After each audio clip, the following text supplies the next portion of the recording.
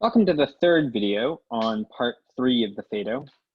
In this video, we're going to turn to natural philosophy. And in particular, we're going to turn to Plato's beginning attempts to reply to Cavy's objection. And to do that, he introduces what he calls the safe and simple but second best account. And he introduces this account in 99D and following. So if you haven't taken a look at that yet, look at that now, and then come back to the video and we will discuss it. Okay. In talking about part 1 of the Phaedo, we talked about the forms. The equal itself, the just itself, the pious itself, the perfect property or characteristic that makes all individual just things or beautiful things or equal things just, beautiful, or equal, right? It makes them the thing that they are. So the equal makes the equal sticks equal. So the F in general itself makes the particular things equal. And the things, the particular things, the equal sticks, participate in or partake in the F. Right, so the equal sticks, they partake in the equal.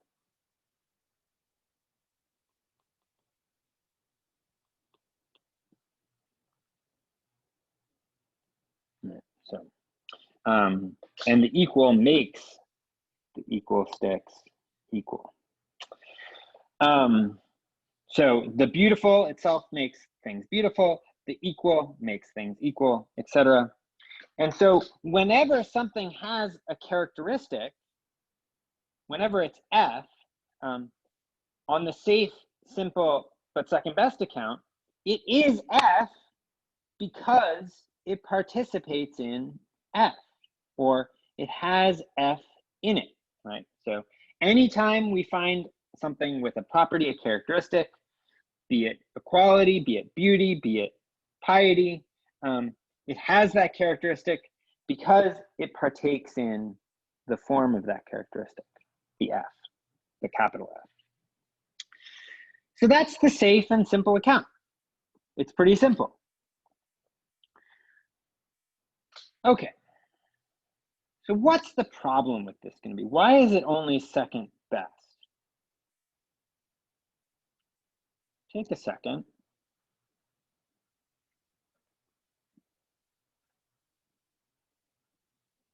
Well, it will allow you to say that things have certain attributes or that they lose those attributes, right? So you'll be able to say when something is beautiful or when it's not beautiful or when it ceases to be beautiful, right? And so you'll be able to sort of detect the attribute, right? You'll be able to detect equality, detect beauty, or detect piety. So this account will give you that much. It'll allow you to recognize features and what causes those features, and when those features go away, what causes that lack of the features, right? It no longer partakes in the beautiful. That's why it's no longer beautiful. But it can't explain why things change, why they take on qualities or lose qualities. It can't give an explanation of why the properties of a thing come to be and pass away.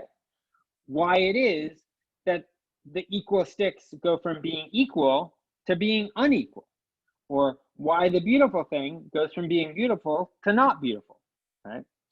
And for this reason, the safe and simple account does not answer the question of natural philosophy. Remember, the question of natural philosophy is, how do things change? Like what makes things change in the ways that they do? That's what natural philosophy is concerned with.